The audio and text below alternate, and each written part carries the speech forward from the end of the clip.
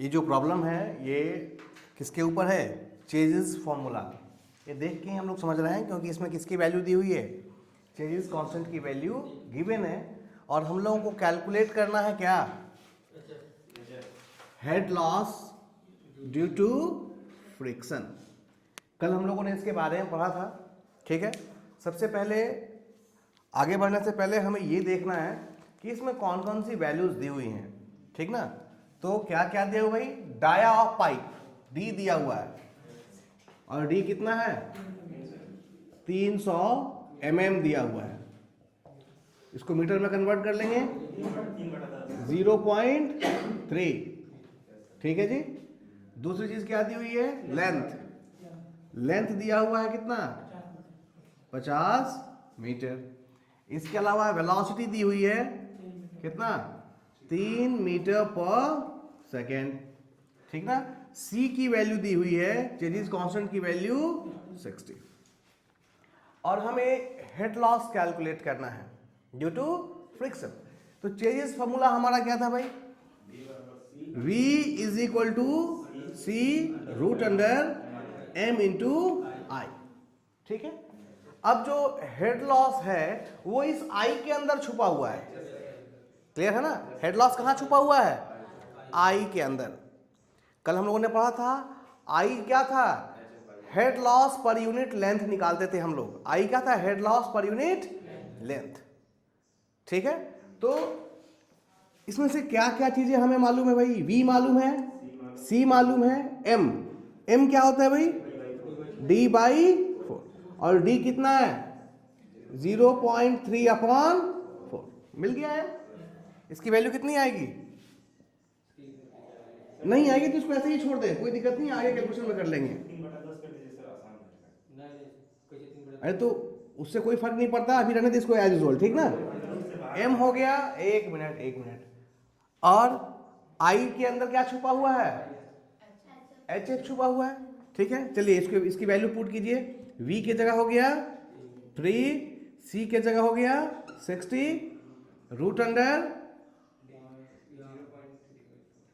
M into I, ठीक है। अब देखिए ये हो जाएगा 1/20 का square is equal to M into I, clear है।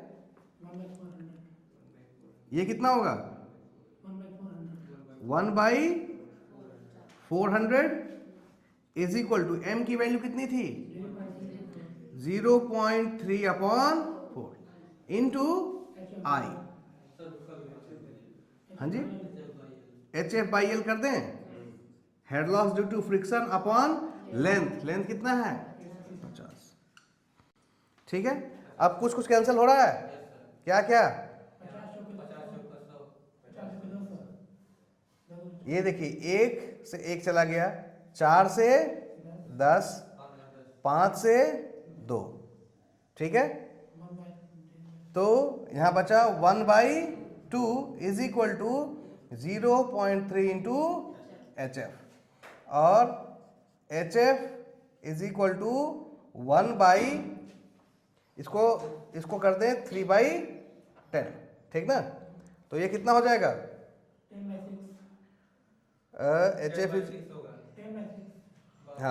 10/6 कितना आएगा? This is the value of HF, ठीक ना। तो हमें यही ध्यान रखना है कि कैसे अप्रोच करना है, क्या चीजें दी हुई हैं और सिर्फ थोड़ा बहुत दाएं बाएं करना है, आप बिल्कुल तरीके से हेड लॉस कैलकुलेट कर सकते हैं। हाँ, देखते हैं पीजोमेट्रिक हेड और काइनेटिक हेड क्या था। इसका भी बेस कहाँ से है? बर्नौलिस थ्योरम से है। बर्नौलिस थ्योरम क्या था भाई बताएं? यही हमारा बर्नौलिस थ्योरम था, ठीक ना।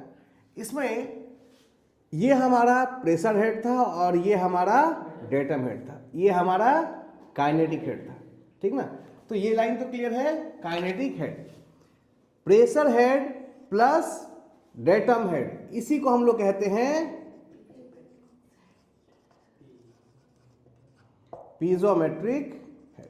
अगर दोनों को एक साथ कंबाइन किया जाए जिसे हम लोग क्या कहते हैं, पीजोमेट्रिक हेड कहते हैं, और ये क्या बन जाएगा, काइनेटिक हेड। जब आप पीजोमेट्रिक हेड को काइनेटिक हेड से जोड़ देंगे तो ये क्या दे देगा आपको, टोटल हेड। क्यों?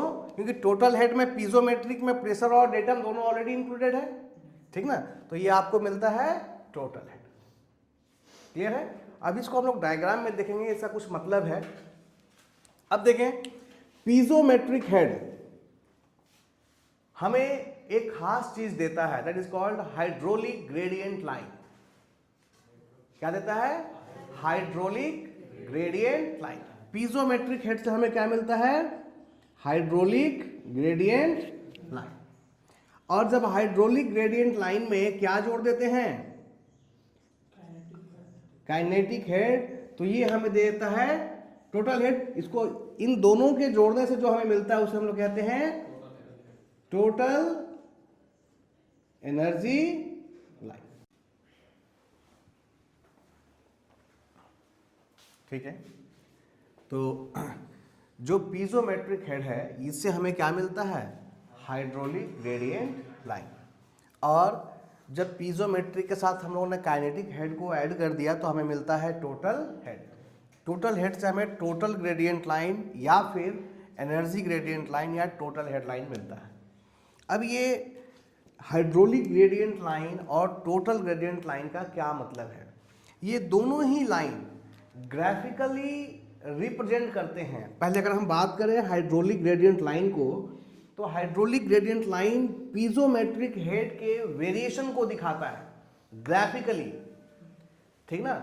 ये लाइन क्या दिखाता है, ग्राफिकली किसके वेरिएशन को, पीजोमेट्रिक हेड को, जब किसी पाइप के थ्रू क्या हो रहा हो, वाटर या कोई भी लिक्विड फ्लो कर रहा हो।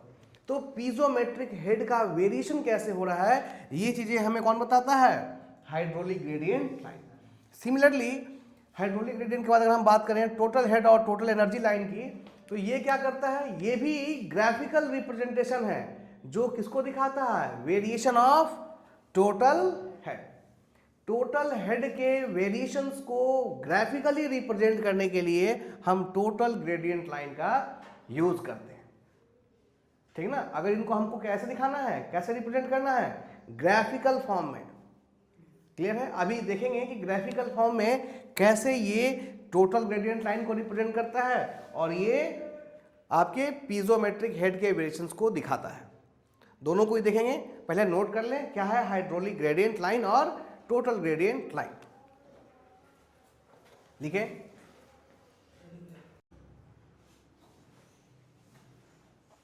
ठीक है, देखते हैं हम लोग। जो अभी हम लोगों ने हाइड्रोलिक ग्रेडियंट लाइन और एनर्जी ग्रेडियंट लाइन देखा था कि ये ग्राफिकल रूप से रिप्रेजेंट करते हैं। हाइड्रोलिक ग्रेडियंट लाइन किसको, पीजोमेट्रिक हेड को, और ईजीएल टोटल हेड को रिप्रेजेंट करता था, पीजोमेट्रिक प्लस काइनेटिक हेड को।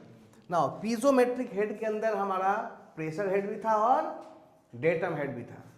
क्लियर है?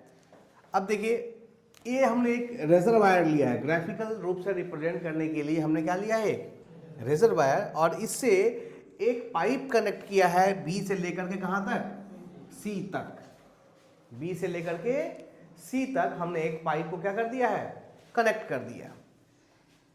चूंकि हर जगह जब आपने लिखा है तो जब कोई लिक्विड फ्लो करता है तो एनर्जी का वेरिएशन कैसे होता है ग्राफिकल रूप से, यही चीज दिखलाने के लिए हम लोग हाइड्रोलिक ग्रेडियंट लाइन और एनर्जी ग्रेडियंट लाइन का यूज करते हैं।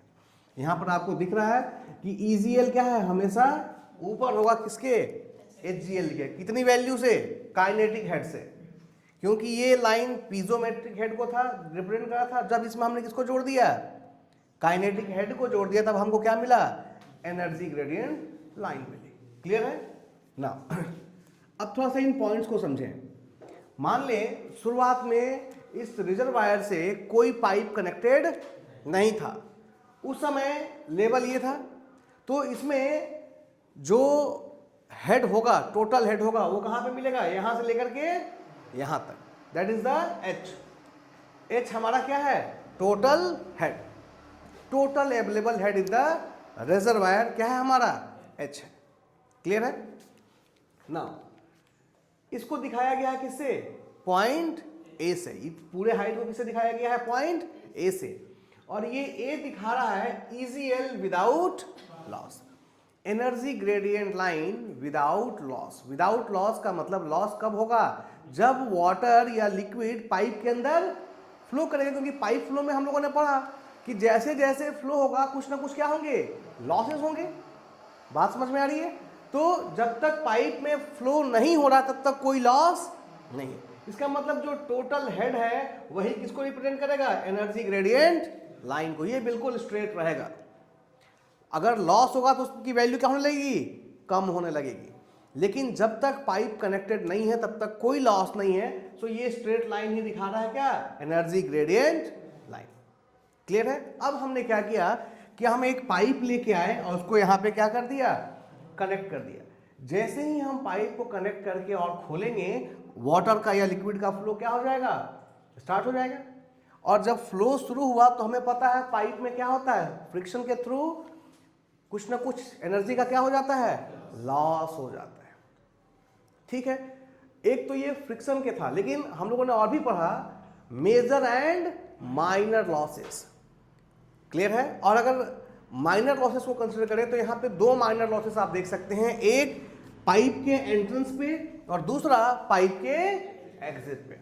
यहां पर हमको माइनर लॉसेस देखने के लिए मिलेंगे, तथा बी से लेकर सी तक हमें क्या मिलेगा? Major loss due to friction. Clear है?